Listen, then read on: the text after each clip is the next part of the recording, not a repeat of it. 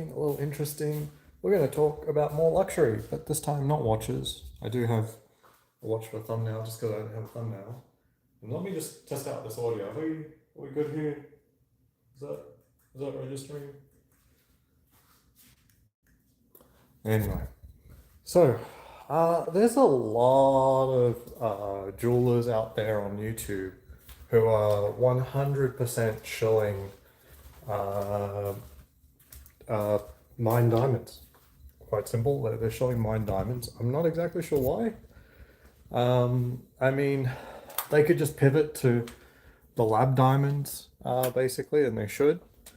And yeah, so should everyone. Basically, the prices are now so low for the mine stuff, and then for those who haven't transitioned over to that, they're in real trouble.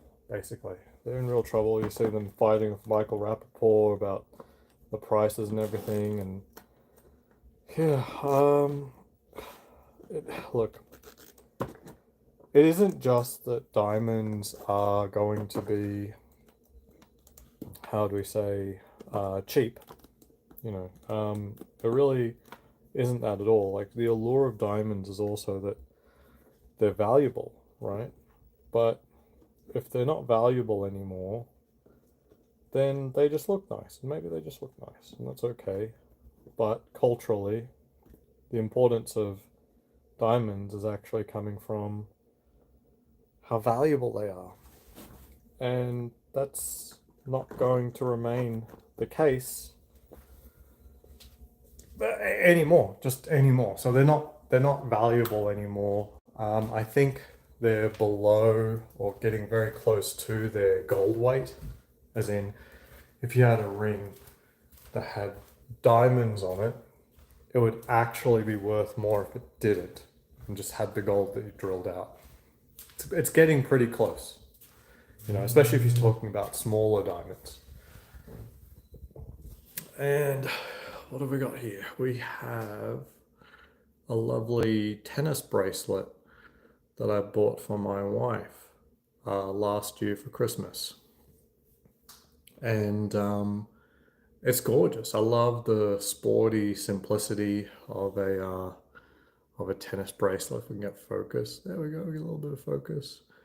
And this is just full of round brilliance. The best cut. I mean, once you start getting like very large in size, maybe you move on from round brilliant, but anything up to like 2 carats, round brilliant is the way to go. You get the most bling for your buck. It's the superior cut. Now, if you've got a piece of jewelry that really needs different shape, fine. But if the centerpiece is the diamond, then round brilliants are the way. Um, so a piece like this probably used to cost, 10 to 20 thousand dollars. I believe there's somewhere around 10 carats worth of diamonds in here.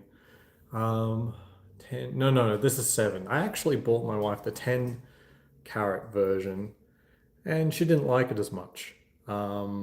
It's perfectly fine. I mean, if you go smaller diamonds, honestly, there's more craftsmanship involved in smaller diamonds and the jewelry that mounts smaller diamonds. And you also have more facets of smaller diamonds. So if you think you had like 3 big diamonds or something, yeah, they'd be like really nice big diamonds. But in terms of the piece of jewelry, there is a certain sweet spot, and it also depends on what your wrist size is, right? Like if you've got a very dainty wrist, like it's a bit, there's certain proportionality to jewelry as well. When you start, but it's all about size. There's also proportions. It can't just be bigger is better. Um, I do like the clasp on this. So it has this. Can we get in here? Hold on. This thing just keeps moving. Stop moving. Stop trying to track everything. All right. So this has a really nice. So this part's pretty normal. This part here where it just feeds into there.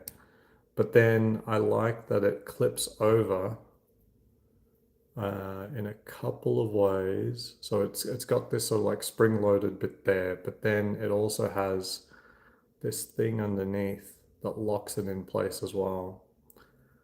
Let's see. How's that lock? Okay. So you've got pretty decent clasp there, and if you're going to be doing some sport, I mean, if this thing pops open, it literally splits apart. It's not like a watch where it's got like a folding clasp. So it is quite important that every link actually is solid. And in white gold, this was, I think, off the top of my head, $1,200. Um, yeah, what can I say? Like this would like as much as I've spent on watches, there's no way I would spend it on diamonds, and this was like 1,200.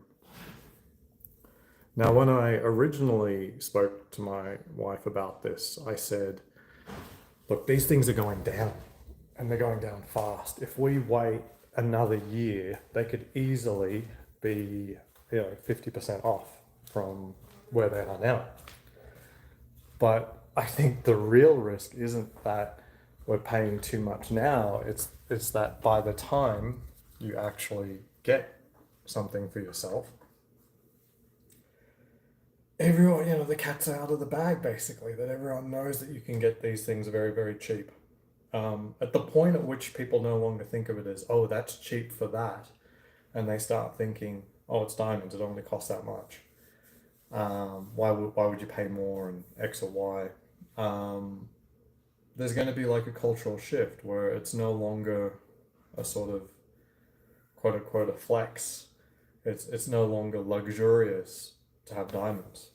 You're going to find these eventually in graphics cards and CPU coolers because diamond is a superior um, conductor of heat compared to copper. And you're just going to find diamonds in everything. Eventually, maybe diamond replaces sapphire. Now, I don't know if they have, as better visual qualities, like the refraction factor means there's probably a lot of glare, so it may not happen, but it is harder, and it is cooler if it's actually diamond. I mean, if you're gonna use it for something, the protecting a dial on a luxury watch, it doesn't seem like such a bad idea. So yeah, the real risk is if you don't buy them today, they may not have any, not just value, but any cultural value by the time you do decide to get them. So like enjoy them while you got them, because I think we've got like last hurrah for diamonds is happening now. Um, and so buy it in that frame of mind that they're going out the door. You only got a limited amount of time to actually use it before everyone knows it's like diamonds are just not worth anything. All right, until next time, see you around.